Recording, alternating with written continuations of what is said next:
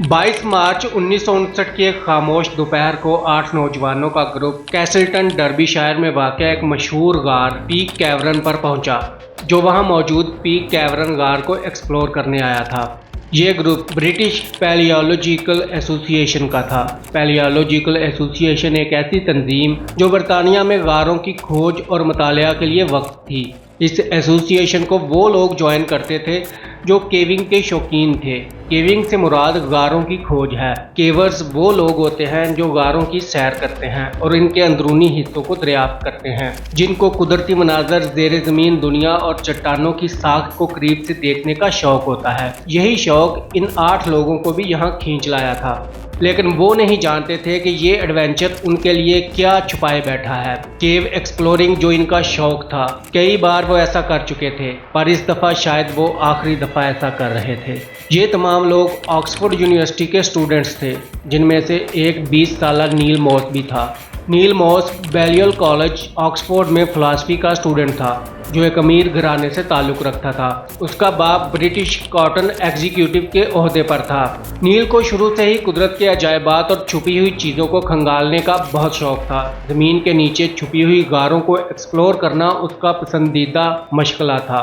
इसी शौक और मशगले को पूरा करने के लिए वो डर्बीशायर पहुंचा। नील और 7 दीगर केवर्स ने इस दिन पीक कैवरन में दाखिल होने का फैसला किया, ताकि 2 हफ्ते कबल दरियाफ्त शुदा रास्ते की मज़ीद तहकीक की जा सके।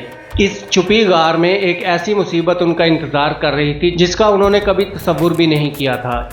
22 मार्च 1959 को ये गिरोह गार के दाखिली रास्ते पर पहुंचा, जो कैसल्टन के तारीखी कस्बे के करीब वाक़ था। ये गार बड़े बड़े पहाड़ों के दरमियान छुपा हुआ था। इसके अंदर दाखिल होने के लिए उनको कोहनियों के बल रेंगना पड़ा। वो एक एक करके कोहनियों के बल रेंगते और खिसकते हुए आगे बढ़ रहे थे।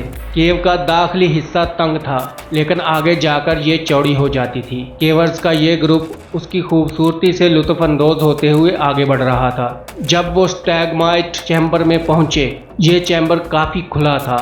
आगे बढ़ते हुए अचानक उन्हें अपने कदमों के पास एक तंग सा रास्ता नजर आया।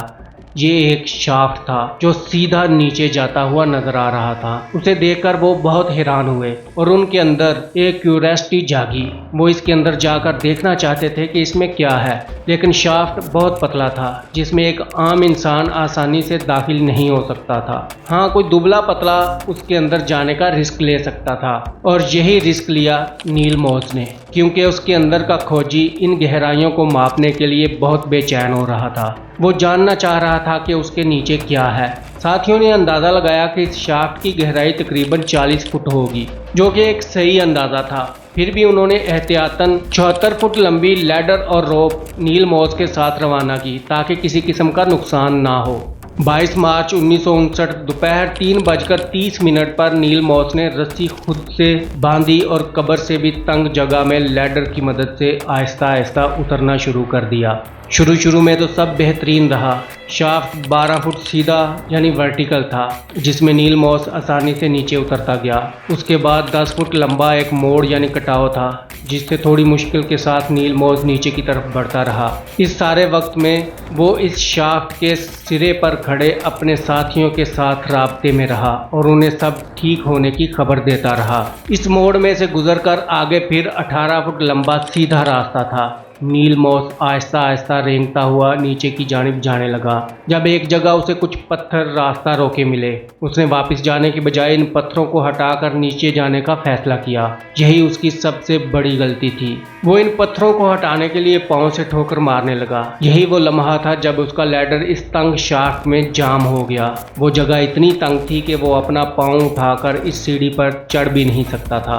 वो काफ़ी वक्त कोशिश करता रहा, लेकिन हर कोशिश नाकाम हुई। तब उसने अपने साथियों को पैगाम भेजा कि मैं फंस गया हूं और मुझसे निकला नहीं जा रहा। साथियों ने जब ये सुना तो उन्होंने सीढ़ी को ऊपर खींचने की कोशिश की, लेकिन ऐसा ना हो सका। अब उन्होंने कुछ रस्सियों की मदद से नील मॉस को निकालने की कोशिश की। कई बार रस्सी के जरिए उसे खींचने की कोशिश की गई, मगर हर बार रस्सी या तो टूट गई या पत्थर के किनारे पर फिसल गई। नील का जिस्म सुरंग में हवा की गर्दिश को रोक रहा था, जिसकी वजह से वहां की फिजा जहरीली होती जा रही थी। वो अपनी जानिब से पूरी कोशिश कर रहा था, लेकिन उसके सांस की वजह से कार्बन डाइऑक्साइड आसपास जमा हो रही थी और उसका सांस लेना भी मुश्किल हो रहा था। जब काफ़ी वक्त कोशिश के बाद भी कुछ न बन सका तो उसके साथियों ने केव रेस्क्यू टीम से राब्ता किया। कुछ ही देर में टीमें गार के पास पहुंचना शुरू हो गई। उसके साथ ही रॉयल एयरफोर्स, ब्रिटिश आर्मी और पुलिस की भारी नफरी भी मौका पर पहुंच चुकी थी। हर कोई अपनी अपनी कोशिश कर रहा था। हर कोशिश नाकाम हो रही थी। 3 केवर्स ने नीचे जाने की कोशिश की, लेकिन वहां इतनी ज़्यादा कार्बन डाइऑक्साइड जमा हो चुकी थी कि उनका अपना सांस बंद हो जाता था। जो भी अंदर जाता पहले कुछ देर तो सही रहता, लेकिन जैसे ही वो नील मॉस के करीब पहुंचता तो कार्बन डाइऑक्साइड की वजह से उसका दम घुटना शुरू हो जाता। इन सब को बेहोशी की हालत में बाहर निकाला गया। फिर चौथे खोजी को भेजा गया, जो नील मॉस तक रस्सी पहुंचाने में कामयाब हो गया, लेकिन रस्सी बांधने से उसका सीना जकड़ा गया और सांस लेना मजीद मुश्किल हो गया। डॉक्टर्स की टीम भी वहां पहुंच चुकी थी, जिन्होंने कुछ डिवाइसेस के जरिए नील मॉस की कंडीशन का अंदाजा लगाना था। दिन से रात हो चुकी थी, लेकिन नील मॉस वहीं लटका हुआ अपनी जिंदगी और मौत की जंग लड़ रहा था। अब वो बेहोश हो चुका था। जब रेस्क्यू टीम ने फैसला किया कि ऑक्सीजन सिलेंडर मंगवाए जाएं और ऑक्सीजन नीचे भेजी जाए ताकि मॉस होश में आए और ऊपर चढ़ने की कोशिश करे। रात 12:30 पर हेलीकॉप्टर्स की मदद से ऑक्सीजन सिलेंडर मंगवाए गए। तब तक नील मॉस के फादर भी इस जगह पर पहुंच चुके थे। वो गार के पास उम्मीद और मायूसी के दरमियान बैठे थे।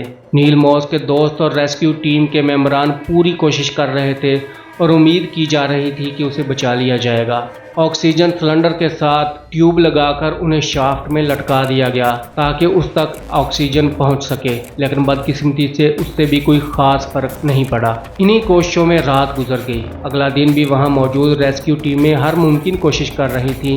दूसरे दिन की सुबह उन्होंने एक दुबली पतली खोजी लड़की को बुलाया, जिसका नाम जून बेली था। ये 18 साल लड़की थी जिसको शाफ्ट में भेजा गया था। साथ ही रेस्क्यू टीम ने ये इंस्ट्रक्शन भी दी थी कि अगर नील मॉस की कॉलर बोन्स तोड़नी पड़े तो तोड़ दी जाए, क्योंकि इससे कंधे रिलैक्स होंगे, जिस्म की अकड़न में कमी आएगी और नील मॉस को निकालना आसान हो जाएगा।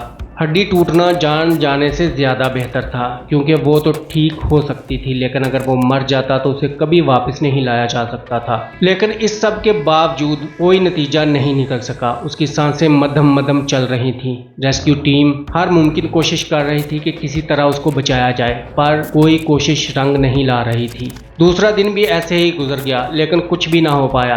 दूसरे दिन शाम के वक्त वहां गहरे बादल मंडलाने लगे। देखते ही देखते मूसलाधार बारिश शुरू हो गई। रेस्क्यू ऑपरेशन को आर्जी तौर पर रोक दिया गया ताकि बचाने वालों को कोई हादसा पेश ना आ जाए। 24 मार्च को दोबारा ऑपरेशन शुरू किया गया, लेकिन तब तक बहुत देर हो चुकी थी। नील मॉस की सांसें पूरी हो चुकी थी। डॉक्टर्स ने ये रूह फरसा खबर वहां मौजूद लोगों को दी कि नील मॉस की सांसों की आवाज़ नहीं आ रही। सबका दिल दुख से भर गया। कैसे एक जिंदगी से भरपूर जवान अपने शौक के हाथों मारा गया, और मौत भी इतनी भयानक कि उसके पास कोई भी नहीं था। नील मॉस के मरने का सही वक्त तो किसी को मालूम नहीं था, लेकिन एक अंदाजे के मुताबिक 23 और 24 मार्च की दरमियानी रात 3 बजे के करीब उसने आखिरी सांसें ली थी। ये खबर सुनते ही उसके बाप एरिक मॉस पर एक क़यामत गुजरी। फिर उसने एक तारीखी फैसला किया। रेस्क्यू टीमें उसकी लाश को निकालने के लिए दोबारा कोशिश करने लगीं, लेकिन उसके बाप ने उन्हें मना कर दिया कि उसके बेटे की जान तो जा चुकी है, अब वो किसी और की जान को खतरे में नहीं डाल सकता। इसकी दरख्वास्त पर ऑपरेशन रोक दिया गया और शाफ्ट को चेंबर में मौजूद पत्थरों से भर दिया गया और इस चेंबर को मॉस चेंबर का नाम दे दिया गया। यह खबर पूरी दुनिया में आग की तरह फैल गई। नील मॉस की इस कहानी ने न सिर्फ इंग्लैंड बल्कि पूरी दुनिया की तवज्जो हासिल की। ये वाक़या न सिर्फ केविंग कम्युनिटी बल्कि पूरी दुनिया के लिए एक सबक बन गया। इसके बाद केविंग के लिए नए रूल्स एंड रेगुलेशंस बनाए गए। 2006 में डेविड वेब ने इस वाक़या पर एक फ़िल्म बनाई, जिसमें उन्होंने इस मौका पर मौजूद लोगों के इंटरव्यूज़ किए। यहीं एक नौजवान की कहानी ख़त्म हुई, जिसने एक शौक़ की खातर अपनी जान लुटा दी थी। दोस्तों, उम्मीद है आपको ये वीडियो पसंद आई होगी। दोस्तों के साथ शेयर ज़रूर करें। मिलते हैं नेक्स्ट वीडियो में। Take care.